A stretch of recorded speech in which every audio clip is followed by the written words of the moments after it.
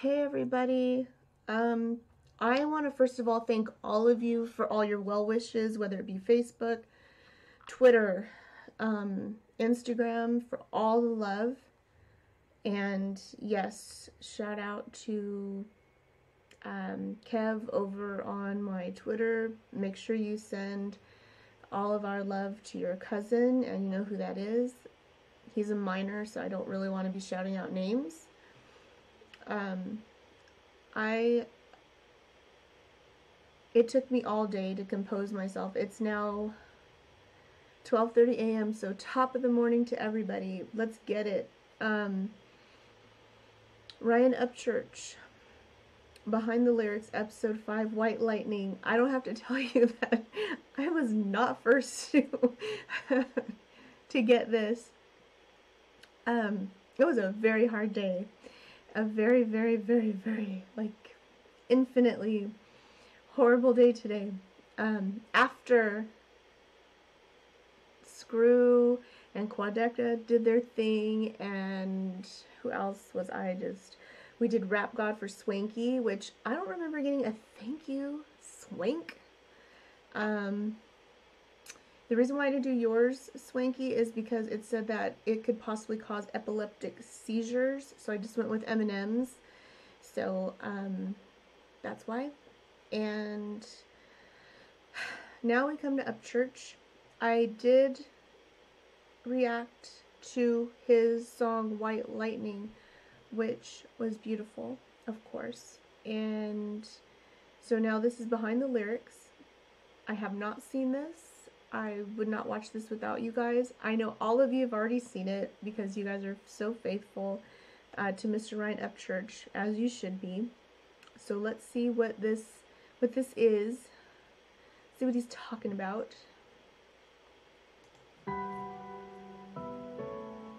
Lightning is a really special song to me for numerous reasons.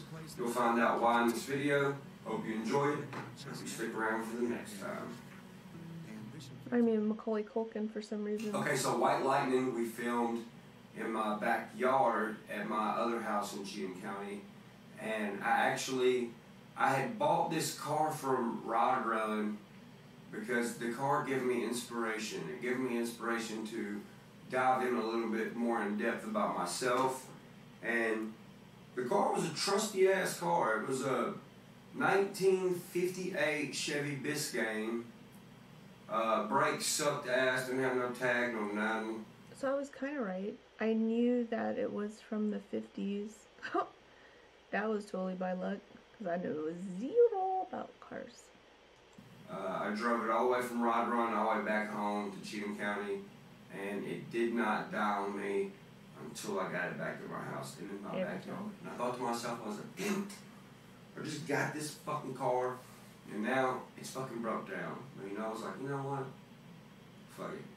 It's alright, it broke down. We're gonna make something positive out of it.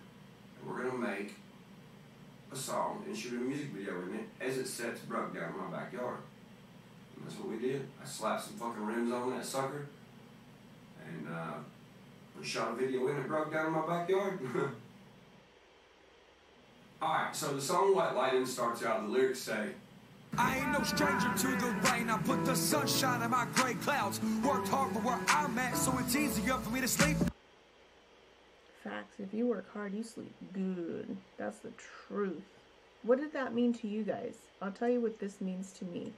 It is not up to him to make you happy. It is up to you. You are responsible for your own happiness. If you're not happy, that is your fault. Now, if someone is making you unhappy, then yeah, you need to work on that. That's a whole different thing. But if you're thinking that it's somebody else's job to make you happy, no. It is nobody's job but your own. That's... Calm down, phone. My phone's been popping all day. So, write in the comments what you guys think that means, because that's what it means to me. I've always been like that, and I'm usually a happy person until other people do what they do to my happiness. stranger to the rain. I put the sunshine in my gray clouds. Worked hard for where I'm at, so it's easier for me to sleep now. You know, it's hard to go to sleep, and it's hard to be satisfied when you go to sleep when you haven't reached the destination you want to get to yet. And what I'm saying that is, it's okay to take a rest sometimes on your journey and not get burnt out all the way. Mm.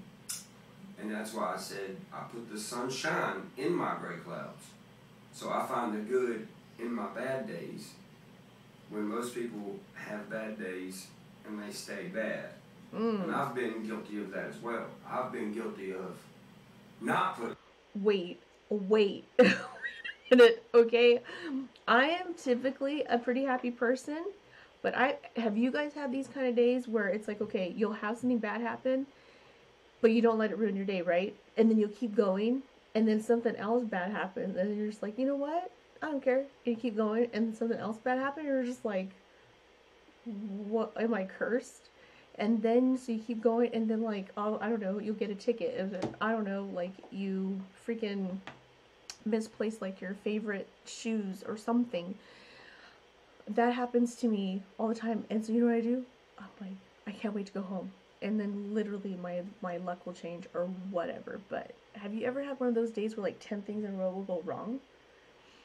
I will go out of my way to, like, buy a lottery ticket or find like a Girl Scout table and just like buy all their cookies. I'll do anything just to like make it a better day. That's just me though. I have a lot of friends that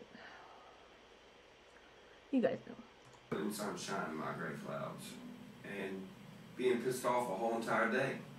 And it took me a lot of broken mirrors, a lot of dents in my truck, and a lot of fucking broken TVs to realize it, but you know, I didn't take the advice I was given back then, and now, at age 27, I'm reflecting on my old lyrics. And I'm taking my younger self's advice. Now, how fucked up does that sound? But I don't. It doesn't sound fucked up because, guess what? Wise people are the ones that learn from either the way that they were, or they learn from others. I always learned from the people that were older than me. I saw what they did. For instance, I would see how my mom would do certain things, and if that didn't seem right, then we didn't go that route. I didn't have to experience failure to know it was gonna fail. Facts. Sleep, I walk the roads from stop sign to street name. No yellow marks on these back roads, so I paint the lines of paper. Okay. As women, there's no way you could be walking the streets. Men have it lucky in that aspect. How fucked up does that sound? It's not. But I don't sleep. I love his glasses, by the way. We'll go back and take a peek at them. He walks the roads from stop sign to street name. Now, when I was super duper young, probably shouldn't have been out, but I was, and I would, and boy, there's nothing like that night air. It just has like this electric feeling in it. But I knew it was dangerous. That's called danger. That's called dangers in the air. Because, first of all, people that are smaller than everybody else, and a woman, unless they know some kind of like fighting style or have knives, guns, that's the kind of world we live in. Or, you know, you have your significant other with you, and hopefully a bunch of his friends, because you just never know what you're going to walk into. I would never do it now, ever. No. So, the fact that he says, yeah, walk the roads, that's hella lit, man. I would love to do that again, but I'm not scared. Grew up on Pine Creek, used to not have yellow lines. If it did, they were faded as hell. And when we was kids, growing up, age 12, 13, 14, 15, we would walk the streets 12. From stop sign to I didn't street say that, name. but that's what I meant. That's how we did. Our parents went to bed. We snuck out. I'd meet up with Deerdorf. I'd meet up with fucking Dalton Sanders. We'd meet up with fucking Nathan Rogowski. We'd meet up with fucking Matt McCoy. We'd meet up with all kind of fucking people. Late at night is when all the creekers come out. You know? In the daytime, hell, we get caught walking around the street. Somebody fuck we at nighttime? Nah. No chance. We'll be walking around the streets all night. We'll see headlights a mile away. dip off in the woods. Wouldn't see us. Wouldn't hear us. Wouldn't nothing. That's where Creeker is. Slip little shit from the creek. And these frame pics on my wall for my top 10s on these music charts. Represent these small towns you'll never see with a big heart.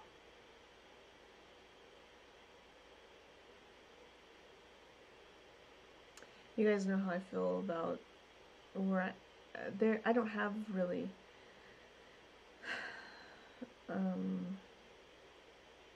a attachment to my small town, or any small town for that matter, because I just don't see the community at all. Some people still have that community, and I go out of my way to show that love. There's people that, oh my God, they're great, but as far as what he's experienced, oh, that's just, I've never experienced that small town community feel, or everybody watches others back. Yeah, I'm not here.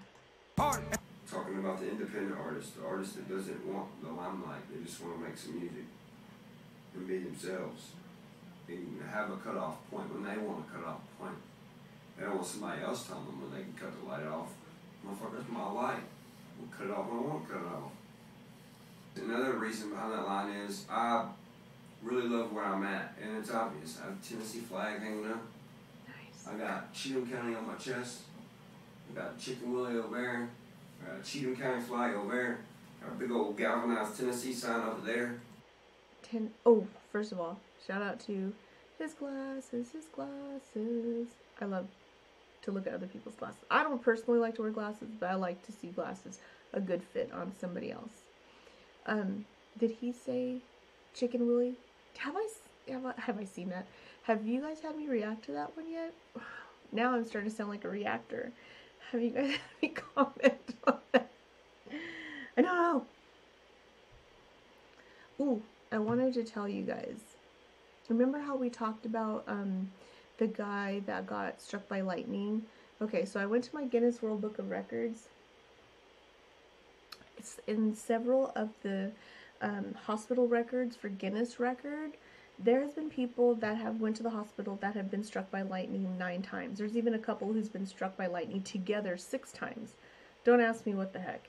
But the person, his name was Ray, and he was from Virginia, and he was, I want to say, like a parks ranger, and he was struck 7 times by lightning. 7 times. The only sad thing to this was he took his own life. So, yeah. But I just wanted to throw that detail out there because we were talking about white lightning and catching it, and yeah, I figured, hey, he caught it. I don't think he wanted it, but he caught it 7 times. I surround myself with what I am. And it's created this. That's why I wrote that line. For the small town kids. And these lyrics in my songs are the warm spot like a car heart. Don't ever forget that one place that made you that person that you are. I don't have a place that made me any kind of person. It's a person. I don't have a place. That person died. Simple as can be. Your roots, man. Need I say more? Your roots. Many miles I've rode, wheels turning on that one lane. Last year's boots, broken souls, chasing one thing. Caught up in the storm of life, it gets me excited. I guess you could say that I'm chasing white lightning. And a lot of people were like, "Hell yeah, man, you made a song for us out here chasing white lightning, trying to get rid of our problems." Okay, if that's how you want to take the song, that's cool. Take it that way. Hey, I write these songs, I want people to take them in their perspective. Is that why I wrote it? Nope. Sure as hell ain't. That song ain't got nothing to do with alcohol. I know it sounds exactly like it's talking about alcohol, chasing white lightning, like moonshine. No. Okay. I didn't think that either, until he just brought it up right now. Now, what I do know about moonshine, the reason why they would call it white lightning is because that's the color of what it was before it was put in barrels to be aged. Now, I don't know if moonshine is low-key whiskey because I don't know that much about liquor. Should ask my husband. But that's what I'm thinking is they call moonshine white lightning because of the clear color and the way it makes you feel. If you've ever taken a shot, ooh, I feel like you're instantly gone, like gone. That's why now they do want you to like buy moonshine out of the store where it's more manufactured, because a lot of people, like in the Prohibition era, they were making it in bathtubs or in their backyard. It could cause you to go blind. So it wasn't regulated. Yeah, it was free, but is it really that great if it would cause harm to you? You could die drinking that stuff or become seriously impaired. So, for whatever reason, I didn't think of moonshine when I heard about white lightning. And of course, we all know that that's how NASCAR came about. We know this because I've heard that story a million times. Yeah, okay. Sorry I keep interrupting. I'll stop. I ain't talking about that. I'm talking about chasing the storm. You ever heard, rider of the storm? Yeah, man, I'm talking about chasing the storm. People who chase the dream is the storm. If you chase the storm, you ain't scared of it. And if you chase it, then you're going to get somewhere. So I am chasing white lightning. I am chasing the storm. I am facing getting struck by lightning, a.k.a. fucking whacked off, killed, hurt on the fucking road, hurt on tour. But it don't matter. I am chasing white lightning. I want to get drunk off success. Show me where the white lightning is, motherfucker. Let the rain come down till I can't hear myself think. Let the rain come down and drown the radio out in this little S10. I wanna go back sometimes to sitting in Sonic doing nothing. Chilling with all my friends on the tailgate, rolling up and jamming something. Sometimes I want to go back to what I sing about. That's why we sing about it. And sometimes I do want to go back to those times, but I can't. But driving around this old town that I live in, of Ashland City in Cheatham County, Tennessee, now that I'm getting older, I'm taking place of the guys that I used to look up to, and now I'm getting to see where that guy in that position gets his inspiration still to this day as someone who doesn't even do that stuff. Because when you live in that small town, you get to sit around and watch the fucking kids coming up that are 16, 17, 18 ride around and wow, rev their shit up. And you think to yourself, damn, I used to be that little motherfucker right there. What the hell? Did he not just... Look at this. Look at these beady eyes. Look at this. He still does that stuff. He was doing that all over Instagram. What is he talking about? I used to... I don't know. Have I ever been on one of those things? That's a no. That is a huge nope. Do I have an interest in it? No. I'm going to tell you guys, and you guys are going to be probably pissed at me. Okay, so we got lots of land out here, right? Because there's lots of cows and agriculture and all this. This man, he was a really mean man. And he was in the next town over, and he's kind of well known. He put a wire fence, and it wasn't colored, it wasn't marked off, there was no flags, no signs, nothing. But it was known for a lot of like young kids, like he was saying, to just do their little four-wheeling and whatever. Just imagine the worst case scenario if you don't see a wire and it hits you about neck level. So that hit our town pretty hard because they were boys from here. The piss sticker on the back, peeing on the Ford symbol, that was me. Have fucking shit on the back of your truck, shoes you ain't worn in a month, fucking cans, dip cans, random trash you're picked up out of your yard. that was me and still is me. He Just the old version. I'm also watching the younger version wants do to it know. now. And it's fucking awesome. It shows the tradition carries on. Everybody chases white lightning, I guess. Yeah, a young gun, I was one of those putting Jack D in my Dr. Pepper. Had stickers all on my back glass of my truck and made the shit look better. I forgot that was the next line, and I just told you about this line and didn't even know it. That's crazy. But yeah, it means exactly what I just said a minute ago. Just a poor boy dreaming too big for the town that I was raised up in. That's why I represent the underdogs. I want them to know that they can win. If you guys look in my description, it says I'm always supporting the underdogs. Always. The first line, I've had that. And it also says like I've been on here since 2011 and new. I think I made a YouTube account in 2011. You know, like made a YouTube account so I can go and figure out how to do stuff. But as far as this, November 2018 was lit. Pretty much telling you what I've been telling you since, well, I say since the beginning. This is the beginning. Fuck, I keep forgetting that. This is the beginning, church. Blah, blah, blah, blah, idiot. Cancel it out. That was when I was, I'm still hardcore on it. This is hard to explain, because I'm explaining myself then, but I see myself now as then, so it's fucking weird for me. Okay, so that lyric was when I was fucking just starting and had the fire under me to tell people, yo, fuck the mainstream. That was when that was going on. And that line was just pretty much a shot that independent artists don't get no fucking shine. Go get the shine yourself. Chase the white lightning. Make them get drunk off your shit. There you go. I love those glasses, by the way.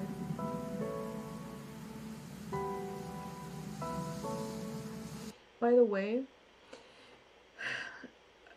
when I posted it was just like, what, an hour or two ago, when I posted my reaction to, was it my reaction? Yeah. You guys, you don't know. Today's been a long day. When I posted my reaction to his song, White Lightning, the very first album he put in was Eminem. And you guys know, like, I'm a Eminem fanatic. There, look, he's right there. He's back there. His book. There's 2 books, actually. I probably know him low-key by heart, even though that's crazy, but I do. Because that's somebody who really, really paved the way by himself through a genre of music that is not for him. No. And I know that sounds insane now in this day and age, but that's how it was back then. 4 or 5 years ago. It was a different time because he went through hell. I'm not saying that Upchurch doesn't, but Upchurch is different. Like, different. That's all I gotta say about that. But I loved that. I loved how he had an Eminem album along with other legends. Like, he didn't just have country. He put an Eminem album, and that to me just shows respect. Like, let's time capsule that, you know? So, my phone wants to get me.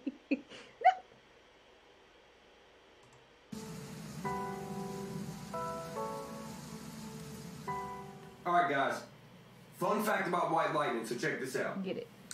My little brother Austin is friends with a lot of older people, mysteriously. Don't really know how. He's younger than me, but he ends up being friends with these cool-ass motherfuckers that are like twice his age. And he met this dude named, well, I ain't gonna tell you his real name, but I'll tell you his nickname, Baby Ray. Shout out to my boy Baby Ray in the Halloween scared. So we went over to his house and filmed a portion of White Lightning in his field. And when we went there for the video shoot, I had a couple records. I think one was an Eminem record, one was a Johnny Cash record, and one was a Waylon Jennings record, I believe. And I told Baby Ray, I was like, man, you know, it was good meeting you. Thank you for letting me shoot on your land, man. Your land's beautiful, this, that, and the other. He said, oh, no problem, man, da, da, da. And I said, you care if I do something, like, weird, kind of on your property? He's like, what do you want to do? I was like, These records that I brought here Not an for animal this music video, do you care if I bury them right here where we're at? And I'm telling you, when I say we was in the middle of the motherfucking woods, we was in the middle of the woods. You know, you went out there, hell, we didn't think that truck was gonna make it up that fucking hill. You know, we went back in the woods and to this real remote spot that we were filming at, and I just buried them right there where we was filming at. Dug a fucking square hole, put the fucking records in there. I'm pretty sure I put the pocket watch in there, and we buried it in the middle of this big ass field in a super remote area in the middle of nowhere on Baby Ray's land for later on somebody gonna dig it up and be like, what the hell is there an Eminem, a Johnny Cash, and a Waylon Jennings record doing in the middle of the fucking woods? You'll find out about it later. That's it. You'll find out about it. Well, guys, thanks for tuning in to another episode of Behind the Lyrics. I'm Ryan Upchurch, and this was Behind the Lyrics of White Lightning. Hope you tune in next time, and I'll see you then, Stan. Adios! I'm gonna go ahead and go back to the beginning. Is the beginning where the watch is? I don't know if it's the watches. Some right people here. go for gold, then lose sight of the shine. And the sparkle that I'm going to once tell you guys was about what's gets tarnished significant about the number 3. What is up? I don't know where that watch is. Maybe it was, I think it was in his other video, his music video. Okay, what's significant about that, the number 3, not only is there a biblical reference, but also it's symbolic of a lot of things. It's this, the number 3 embodies perfection. Mind, body, soul. Your conscious, your subconscious, your superconscious. If you want to go biblical, it's the Father, the Son, the Holy Spirit, which is the Holy Trinity, the 3 apostles. What else?